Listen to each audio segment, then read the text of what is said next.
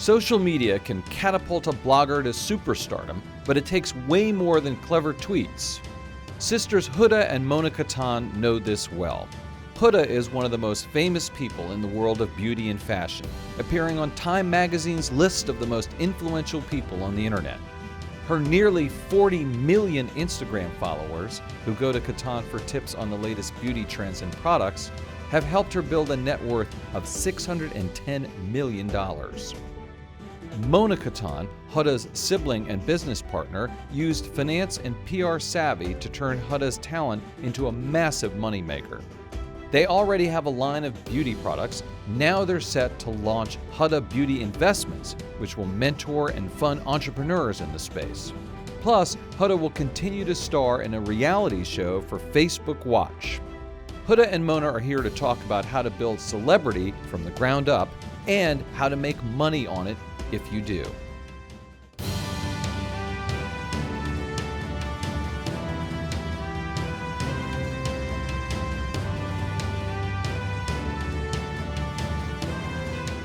I'm with Huda and Mona Kattan, who are the owners and founders of Huda Beauty. So great to see you guys. Thank you for coming on. Thank you for having us. We're honored to be here. So honored. We love Yahoo Finance. Right, love that.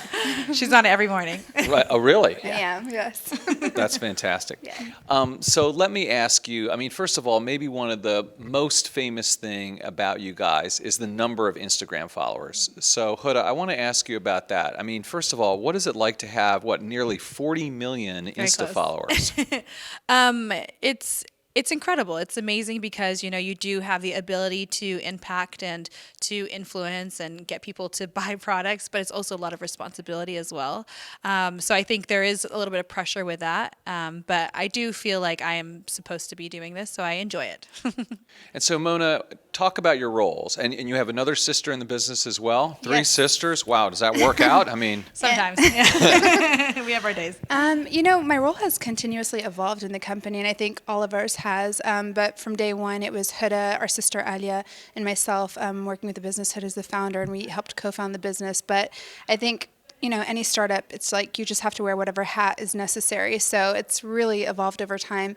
Now I think I'm just really honing in on one of our sub-brands, which is called Kayali. It's our fragrance launch brand, which is really exciting. And Huda's helping me really become a founder of a brand, because before I was just involved in really the boring things like finance and legal. That's not boring to our audience. Come on. I do love it. Right. I love it. Right. We both studied finance, but I think I'm having more fun now just learning from Huda. And did you urge her to start her beauty blog 10 years ago? Almost 10 years ago in April, right? Yeah. Yes. April 19th. Yeah. I was actually in PR consulting at the time, so I had always been telling people you need to start a blog to help build your profile. But Huda was actually sharing information all the time anyway.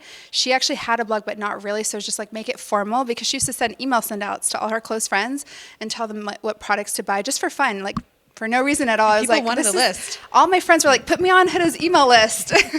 So she was blogging without even knowing it, but she formally started it when she started makeup. She forced me. It worked out. It worked out. I'm so glad I listened to her. But Huda, she doesn't listen to me. She God, doesn't? let's not go there right now. That sounds like a pretty I'm good starting partnership. Works to. We're out. sisters.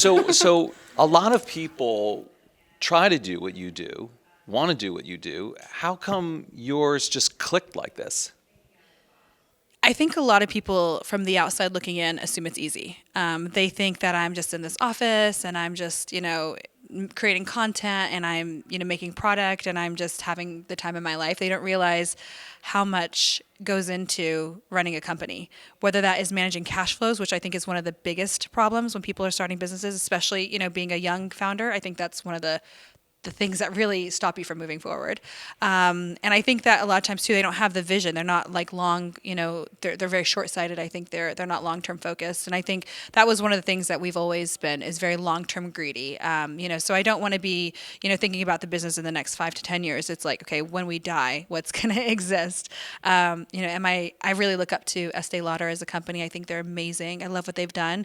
I think Estee Lauder herself is amazing. I'd love to be the next Estee Lauder. That's our goal. So this background in finance probably helped you guys a lot, right? Definitely. Yeah. I didn't want to study finance. Neither one of us did, but our father was really into just securing our future. So I think that's why we both studied it. And I worked in banking for a little while, and I think that's She what loves helped. finance. She's lying. I do. I love can tell. finance. I'm not going to lie. I do. I do. Okay. I'm a nerd. Sorry. Well, so then you guys are, it's a beauty blog, essentially, with superpowered by finance brains. I mean, thank you. But Yeah, I thank think you. I think I'm more of a marketing person. Mona really is incredibly savvy. You with guys are finances. business people a little bit too. Do you know what's so funny is I never thought that we were. I never really thought I was a businesswoman. When Mona told me to start the blog and, she forced me to start lashes as well, I was like, this isn't for me. And I would do interviews and people were like, maybe you're going to be the next Bobby Brown. And I was like, what? I was like, do you hear yourself? Do you hear how crazy that is?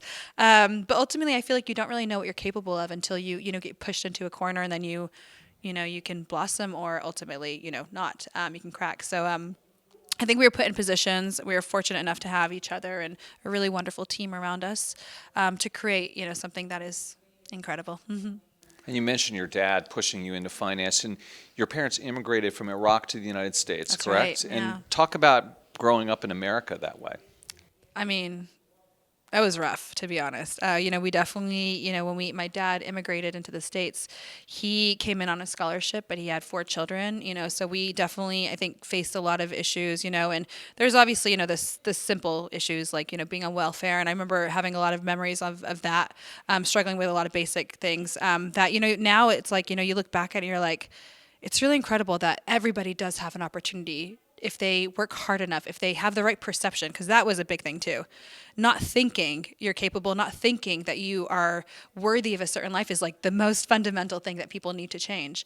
And I felt like when we changed that, that's when when ultimately our business changed, but it did take a long time to get there. Yeah, I have to agree. And I think that our parents have been so supportive, especially our father. He's been our rock. But for the longest time, he didn't believe we could achieve something out of business. He was like, I don't know why you guys are doing this. Go find a job. Go find a real job. Because, he came from a struggling family too. So he always believed in securing your future through education, which is why he has like 5 degrees. But, for him, I think he didn't really believe in us till like year 4 of the company. He was always like, what are you guys doing? I don't understand what you do all day, but I'm going to support you. I would tell him like, Dad, we're going to make this pallet and we're going to sell like 3,000 pallets. And he was like, let's see. His answer to me was always like in Arabic is like inshuf, which means like let's see. Like you think something's possible, but it's not. And it's so funny because he's around and he's in his mid to late 70s now, and he really is changing now as a person. His perception now is changing. He says to us all the time, you've taught me a lot about leadership. You've taught me a lot about perception, and it's incredible because it's a beautiful thing when you see that happen. Absolutely. I think mindset is probably 90% of your success. You have to have the right mindset. But how did you sell like those first 3,000 pellets? Those are We sold more. Right. Those are little makeup pieces. They're about this big. Right. So how did that happen? I mean, you just put them up on the internet and people bought them? We really were fortunate enough to be in the wave of social media. So we did use Facebook originally to push our blog. We didn't have a lot of money, so we were using like $10 ads on Facebook, which was amazing. That really helped us cultivate a following on the blog. And then when Instagram came around, it was the perfect timing. So we were really, pushing on Instagram, studying like crazy. I think one thing we were very serious about making it and becoming successful on social media. So we were studying everything. We know now data is so powerful and you can learn so much about, yourself and creating product with data. So we were really like studying what people were liking, what they weren't liking, small little things about, would this photo get more likes? And so we were able literally to create product and packaging based on all those things. And so you guys are based in Dubai now. Why is that? Well, I've been in Dubai since 2002. Initially, my dad moved us out there just to try something new. He was like, I got this job opportunity to set up a program, and he just wanted us to go for a year. And honestly, it just sucked us in. There's like a thing in Dubai where you go for a year and you stay for a lifetime. So we're like one of those people. I've been there for 17 years now. And I think it's just a land of opportunity and entrepreneurship. It's the leaders there are very visionary. I mean, the ruler of Dubai, he's an entrepreneur himself. He believes in startups. He brings this culture out in Dubai of like really encouraging businesses, even if you fail. It's this land of no regrets and just enthusiasm, I think. Mm-hmm. And are your products and sales mostly in the Middle East or the United States or both, or how does it work globally? So we're actually a very global business, which is amazing because a lot of beauty brands, they will really they'll really infiltrate the States, but going out of the States, they struggle. And we've been very fortunate to be able to launch against really big beauty brands without spending $1 on marketing and obliterate that, Yeah. to say it nicely. Right. So yeah, but it's honestly just because of social. And I do think it does go back to those like small advertising dollars that we used in different places. I know it sounds so weird, but we grew followings in those different locations. So whether we were advertising in some places, like didn't necessarily make sense, but I was like, I feel like in Nigeria, they love makeup. I feel like in New York, that's where all the press lives. And I feel like in LA, it's all Hollywood. So we chose like different countries. In India, they love makeup. And Saudi, they have like, they love social media. So we picked out different countries. And so when we launched, also France, because they had a big Arab community. So when we launched in these places, people were like scratching their heads. Even the retailers at the time were like, "Oh, you're not going to really succeed here." And then we did. And if I could just add to that, I think that one amazing thing about advertising on Facebook was that you're advertising to a community and you retain that community versus, other places where you can geo-target the demographic, like Google, for instance, you don't retain that community afterwards. So it's really interesting to see something like Facebook where you build a community for life. You guys know your social. Oh yeah. It sounds like I've been doing it for 10 years. But you were saying, Huda, that you actually like being a little bit out of the fray, being in Dubai, right? Yeah. I think a lot of people assume because all the influencers, majority of them, especially like the bigger ones, are in LA. Socials in LA, the beauty brands are all moving to LA. I think everybody was under the assumption that we were going to move there. And sometimes, we definitely wondered if we should, but I love being away from everyone. There's no noise. I'm in perfect focus. I can see everything really, really clearly. So how does the business work? Right? You're on social, you're selling makeup, you're doing promoted posts. How does it all come together? We're not doing promoted posts too much right now. Our shop Instagram account does, but other than that, we don't really do too many promoted posts anywhere else. But, the business is interesting because I think in many ways we are backwards. Most businesses, from what I've understood from just, interviewing people, they'll be like, okay, we want to make this much money. How do we do it? And then they'll kind of work backwards where I'm like, I feel like I'm craving this product. And, it'll kind of start from there. And sometimes that product won't necessarily make that much money. But I'm like, but I know it's going to create a movement. People will grab onto the trend. It's a very long-term focus. And, luckily, I've been right enough times where we've took chances that the team trusts me now. And you source from all over the world and sell all over the world at this point, right? We do. Our manufacturers are all over the world, primarily Europe, Italy. We look for the best. We do not negotiate on quality. It's quality and customers first. And what does the future hold for you guys? I mean, you're doing Facebook Watch again, and you've got Huda Investments, right? How does that That's all right. work? I've been reading up. Oh my God, I am so impressed. I am so impressed. So we do have a company, a subsidiary. It's a sister company called Huda Beauty Investments, and we do have our own team there, our own CEO there, and we are doing investments in various projects. Some of them have been technology focused. Some of them have been, different types of marketplaces. And then, we just recently, of course, started our Huda Beauty Angels, which is, there's stuff going on there, but we'll have to save that for another conversation. And finally, last question. Do you have other investors, and are you looking to maybe do an IPO at some point? What does the financial future, the business future hold?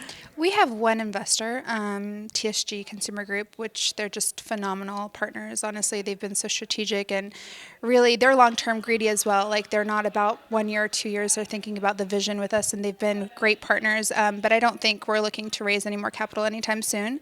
And I think long-term we'll probably go the IPO route most likely. All right, we'll be watching for that. It's exciting. Stay tuned. Mona Kattan, Huda Kattan, thank you so much for coming on Yahoo Finance. Thank you so much. Thank you for having us. Welcome back from our conversation with Huda and Mona Kattan. I'm joined now by Kennedy Johnson and Carrie Justick, both from Yahoo Lifestyle and Entertainment. Great to see you guys. Hi. Thank you. Now, you both have covered Huda Kattan and know a lot about her, which is more than I can say. Now I've learned a lot about her, but you guys have known about her for quite some time. Kennedy, let me start with you and ask you, what do you think her greatest impact is? On me personally? Yeah. I'd say the coin, the money. Just watching a woman make so much money in the industry of beauty really encourages me to keep myself in the business of YouTube because sometimes it can get a bit overwhelming. But she created a product, And with the product, it became really popular online, and that is like a thing for me. I want to do something in that industry as well, maybe not with beauty products, but just with creating something for my audience that is great to watch from her. So that's awesome. And Carrie, when did you first learn about Huda Kattan? Probably the way that I would say most of her followers did. I was very much into YouTube growing up, and that's where I learned a lot about makeup and the beauty business in general. And then Instagram, I think I started following new people on there. So that's probably where I found her in particular. I think when I was younger, a lot of the makeup videos that I watched on YouTube were a little less about the art of it. It was a little more innocent and playful. And as you see with Huda, like Kennedy just said, it's a full-blown business. I look at her as an insanely talented artist. So I think that's more of what I was looking for as I got older and continued to look for new people on the platforms. Is she really different from other makeup artists like that? Are there a lot of other ones like her? Absolutely. Yeah. Absolutely, to be honest, yes. But I think the draw with Huda is she has products that do really, really well. Yeah.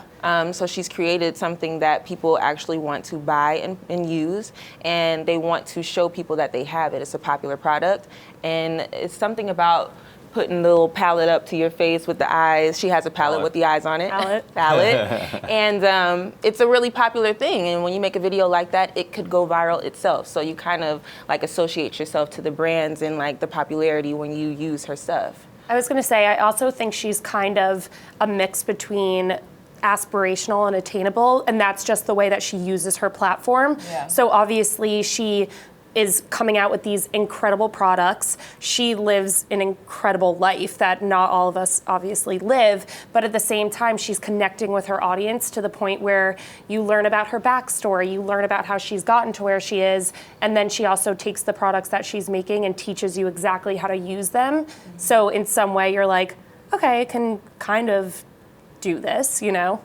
Right, I mean, but it's not so easy just to put pictures up on Instagram. There's a lot more to it than that. Yeah, of course. So is she kind of like a Kardashian, do you think? I mean, sometimes people say that she's like a Kardashian, that she's like Kim, I think, right? Sure, and like in ways of like being extremely popular, and maybe even looks too. I've seen her a couple times and been like, Kim, is that you? It's not her. It's Huda. I mean, when you're on Instagram and you are popular, you can easily be a part of that Kardashian mix, because at the end of the day, the Kardashians are extremely popular and they use social media in the same way that I think Huda does, which is just a way for her audience to see her more. Doesn't she have a Facebook Live? Yeah, show so I was going to Facebook say, I Watch? think like her Facebook Watch show shows you that they kind of are the Kardashians of the beauty business, just because it is a family business. And obviously you had her and Mona on, so that just shows their dynamic, but people from the show know her dad and her husband and her daughter, and they're all on Instagram, and so it's kind of the same thing where she, I would say, is the Kim, and then the other people start gaining interest just from kind of being in her universe. I mean, is she like the next Estee Lauder? I thought it was really interesting that she said that. Estee Lauder obviously is such an iconic brand, and we haven't seen anything come up in our time that's similar to that. So that's why I just would never pair the two. But I thought it was really interesting, and just her whole thing about talking about being long-term greedy. I loved that because I think especially for influencers nowadays, we think their platform is so fleeting. Like if you delete Instagram, what are these people going to do? Right. But she really has built a brand and a reputation, and people outside of social media, I think, will still know who she is. I don't think 40 million followers just disappears like that. I think they would still buy her products, and it can go on for a long time. Well, and then there's the flip side, which I want to drill down to a little bit more, which is building to that 40 million. I mean, and I just want to try to figure that out. I mean, is this something, Kennedy, you think anybody can do, or does it take luck and talent and skill? I mean, how do you get there? How did they get there, do you think? Yeah, I don't think anybody can do it, or we'd all have millions of followers. Right. Yeah, So what does it take? I do think it's a mix of having a talent or having something that people are drawn to and that they want to subscribe to. She has, like I have mentioned multiple times, a product that people really like using, and it is she has great products. I use her concealer. You had a bag full of stuff from I her have line. like couldn't a you full just face get, of couldn't you Huda just right get now. some makeup and do it yourself? What do you mean? I mean, she gram. kind of got the makeup from someone, I guess, mixing up in pots. See, I'm not a Right. makeup person. You can tell. She's But like, mixing it up in it's- Well, pots. someone mix it up Right. for her, right? It's the whole package. Huda and Right. her sister have created a whole system. It's product, it's being accessible online and people being able to get to know them in that way and with the show, and people really like relating to them in their own way, and then also them being women of color and specifically that she's Arab, right? I think that she has an audience that looks to her as an opportunity to like be more free. I think when you are living in a country where as a woman, you're typically silenced, seeing a woman who is using her platform to express herself through beauty, I think is really attractive to a lot of people. So I think a lot of her followers are drawn to that because it's like, wow, I want that too. Right, so she's a paradigm that way, right? Yeah, I Yeah, think it that's also right. doesn't go without saying that her beauty account is a collection of, we were talking about this before, videos and posts from people other than herself as Right. well. So it's kind of like the weird success that meme accounts have had. And for her, she's giving all of these other artists a platform. Those people that she's posting don't have 40 million followers, but when I want to go and check that out and I don't just see her face, I'm seeing faces from people all over the world. I think it's a really cool collection. All right, now I've discovered Huda Kattan. You guys have known about her for a long time, but who are the next Huda Kattans out God. there? What do you think, Kennedy? Oh, wow. I want to see too, Carrie.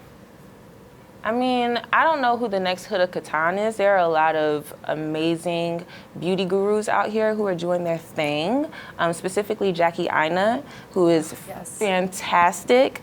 And she doesn't have her own product. She has product collaborations that she's done, but she's definitely in that lane of being one of the biggest beauty gurus of our time. I would How about you, say, Carrie? I don't know if she'll achieve it, but Tati Westbrook, she's another very popular beauty influencer, and she just came out with her first product, a new palette, and she talks about expanding. So I think her mindset is to get there. I don't know if she will.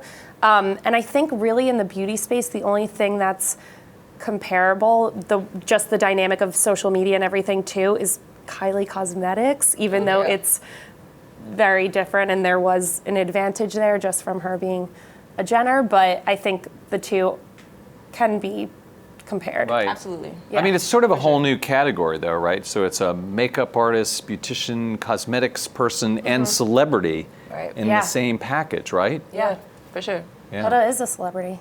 In Right. her own right, absolutely. And the thing is that Instagram can make you a celebrity, and that's absolutely what happened with her. She's got Instagram, she's got the blog, she's got YouTube. Does she have YouTube? Yeah. She has YouTube.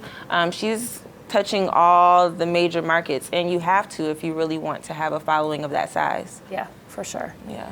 All right, Kennedy and Carrie, thank you so much for your insight. That was great. Yes. All right, you've been watching Influencers. I'm Andy Serwer. We'll see you next time.